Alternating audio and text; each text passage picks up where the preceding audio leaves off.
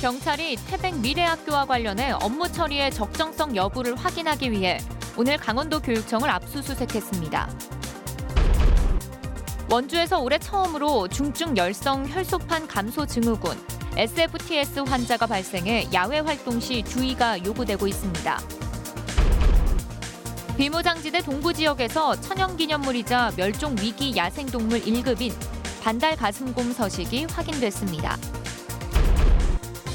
제47회 어버이날을 맞아 도내 곳곳에서 기념식이 열려 어버이 은혜에 감사하고 경로 효친 사상을 되새겼습니다.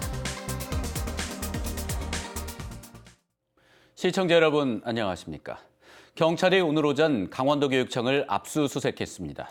태백 미래학교와 관련해 업무 처리의 적정성 여부를 확인하려는 것으로 보이는데 교육청은 당황한 기색이 역력합니다. 이재규 기자가 취재했습니다. 경찰이 강원도 교육청 곳곳을 압수수색하고 있습니다. 강원지방경찰청은 오늘 오전 수사관 10여 명을 투입해 압수수색을 시작했습니다. 도교육청 총무과와 행정과, 미래교육과 등 7개 부서에서 압수수색이 진행된 것으로 확인됐습니다. 2011년부터 최근까지 태백 미래학교와 관련된 채용 관련 서류, 회계 서류와 파일 등이 압수 대상 물품인 것으로 알려졌습니다. 강원도 교육청은 당황한 기색이 역력합니다. 도교육청은 지난해 8월 태백 미래학교를 감사한 뒤 횡령 의혹에 대해 경찰에 수사를 의뢰했습니다. 하지만 경찰이 수사 의뢰 당사자 격인 도교육청을 압수수색하자 예상하지 못했다는 반응입니다. 강원도 교육청은 이번에 적극 협조하여 모든 의혹을 말끔히 해소하겠습니다. 민병희 교육감은 태백 미래학교 사태가 종결된 것으로 아는데 어떤 형태든 교육청에 범죄 혐의가 있다고 수사기관이 봤다는 건 아니냐며 의아하다고 말했습니다. 태백 미래학교는 지난해 장애인 성폭행 사건을 계기로 올해부터 사립에서 공립으로 전환됐습니다. 태백 미래학교의 문제가 도교육청의 비리로까지 확대되는 것은 아닌지 경찰 수사에 시선이 모아지고 있습니다. MBC 뉴스 이재규입니다. 강원 도내 최대 곡창지대인 철원에서 처음으로 올해 3월부터 농민 월급제를 실시하고 있습니다. 신청 농가들은 최대 200만 원씩 월급 형식으로 소득을 나눠받아 계획적 소비에 도움이 되고 있습니다. 김상훈 기자입니다. 벼 전업농으로 아이 셋을 키우고 있는 이용금 씨. 항상 가을에 벼를 수매하고서야 목돈을 만질 수 있어 이맘때에는 농사 준비에 빚을 지기 일쑤였습니다. 하지만 올해는 걱정을 덜고 아이들 학비부터 영농비까지 계획적으로 사용할 수 있게 됐습니다. 농민 월급제로 소득이 없는 3월부터 8월까지는 월급으로 200만 원씩 받고 있기 때문입니다. 전에는 계획하지 못했던 거를 다시 계획할 수 있고 내가 한 달에 월급으로 이제 따박따박 들어오니까 이걸 어디에 써야 되겠다. 농민 월급제는 농민 소득을 안정적으로 배분하기 위해 가을 수확기 예상 소득을 미리 나눠 지급하는 제도입니다.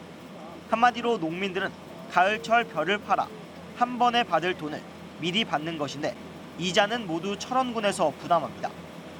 품목 선정한 거는 이제 어떻게 보면 이제 계약했을 때 그게 그대로 이행될 수 있는 작목 중에 이제 가장 유리한 게 이제 벼이기 때문에 벼를 중심으로 지금 월급제를 이제 운영을 하고 있고요. 특히 철원군은 농민 가운데 85%가 벼농사를 짓는 데다 1헥타르 이상 전업 농가도 2,500여 농가에 달해 농민 월급제에 적합합니다. 철원에서 농민 월급제를 신청한 농민은 모두 237명. 전체 벼농가의 6%를 차지합니다. 하지만 농협에서 벼 재배 면적을 기준으로 월급액을 정하는 만큼 규모가 작은 농가에겐 별다른 혜택이 돌아가지 않고 있습니다. 이 때문에 농민수당 등 소규모 농가에 대한 사업을 확대하면서 농민 월급제를 정착시켜 농민 생활 안정에 도움을 줘야 한다는 지적입니다. MBC 뉴스 김상훈입니다. 정부가 산불 피해 복구 대책을 발표했지만 피해 주민들의 불만이 적지 않습니다. 큰 피해를 입은 고성과 속초 지역 주민들은 현실적인 보상을 요구하며 목소리를 높이고 있습니다. 조교환 기자입니다. 산불 피해를 입은 속초 지역 주민 300여 명이 거리로 나섰습니다. 피해 보상을 요구하는 머리띠를 두르고 구호를 외치며 행진합니다. 거리 행진을 마친 주민들은 한전 속초지사 앞에 모여 집회를 열고 정부의 보상 대책에 강한 불만을 나타냈습니다. 정부는 현실에 맞는 지원책을 즉각 발표하라! 발표하라! 발표하라! 발표하라! 정부가 발표한 1,800억 원에 달하는 피해 복구비는 대부분 공공시설에 투자된다며 제대로 된 보상을 요구했습니다. 또 중소상인을 위한 실질적인 대책이 기대에 못 미친다며 앞으로 강경한 투쟁을 예고했습니다. 저희들이 정부한테 요청하는 거는 아무것도 없습니다. 정말 바라는 것도 없습니다. 원상태로 그냥 돌려달라는 겁니다. 산불로 집과 사업장을 잃은 고성지역 주민 5명은 산불 원인을 제공한 것으로 지목된 한전을 경찰에 직접 고소했습니다. 산불의 책임이 한전에 있는 것이 분명한데도 책임 있는 행동에 나서지 않는다며 관련자 처벌을 요구했습니다. 한전이 책임이 있다는 게 방송에도 나오고 모든 주민들이 다 봤습니다. 전국 국민들이. 근데 거기에 대한 책임 있는 행동이 하나도 없습니다. 그래서 답답한 마음에 고성 속초 산불 피해와 관련해 피해 주민과 한전의 보상 협상은 이르면 이번 주 시작될 것으로 보이지만 그 과정은 험난할 것으로 예상됩니다. MBC 뉴스 조규환입니다. 지난달 발생한 산불로 고성 지역에서만 주택 470여 채가 피해가 났습니다. 주택 피해 조사는 모두 끝났는데 피해 정도에 대한 판단을 놓고 논란이 끊이지 않고 있습니다. 보도에 이용철 기자입니다. 지난달 산불 피해를 입은 고성군 토성면 성천리의 한 주택입니다. 주택 앞쪽은 멀쩡해 보이지만 다른 외벽은 불에 그을리거나 타버렸습니다. 벽면 곳곳에 금이 생겨났고 일부 외벽은 튀어나온 곳도 있습니다. 이 주택은 피해 조사 과정에서 반 정도만 불에 탄 것으로 인정돼 3천만 원 가량만 보상을 받게 됐습니다. 그러나 피해 주민은 이런 주택에서 살기 어렵다며 잘못된 조사 결과라고 주장합니다. 이런 쏘급이라도 있어야지 진택하는데 완전히 그냥 벽돌이니까 지택을 못한다 나는 이거지. 불을 먹은 벽돌은 지택을 못하거라. 그러니까 무너진다고 봐야지 이거. 같은 마을의 펜션 단지도 화마에 피해를 입었습니다. 철근 콘크리트로 단단하게 지어 건물 뼈대는 거의 그대로지만 외벽과 내장이 불에 그을리거나 탔습니다. 일부 펜션은 사용할 수 있을 정도지만 펜션 넉 동이 완전히 파손된 것으로 조사돼 한 동당 6천여만 원의 보상금이 지급될 예정입니다. 그러나 이 펜션에 사는 주민은 적은 보상비를 받고 건물을 철거하기보다는 깨끗이 보수해 사용하기를 바라고 있습니다. 그 보상금이 충분하다면 부시고 짓습니다. 하지만 그렇지 않은 경우이기 때문에 내가 대수원 공사를 하는 게 본인으로서는 굉장한 이의라고 보는 거죠. 고성군은 현장에서 육안으로 피해 정도를 판단하다 보니 일부 민원이 생기고 있다며 해당 주택에 대해서는 재조사를 계획하고 있다고 밝혔습니다. 이게 만약에 우리가 육안으로 하다 보니까 이게 아마 추가 어떤 민원이 와서 이제 전파, 반파, 기타 이 부분이 이제 미심쩍은 부분들은 신청이 들어오면 저희는 다시 강원도 건축사에 어떤 의뢰를 해서 피해 보상금 산정에 앞서 면밀한 주택 피해 조사가 우선돼야 할 것으로 보입니다. MBC 뉴스 이용철입니다.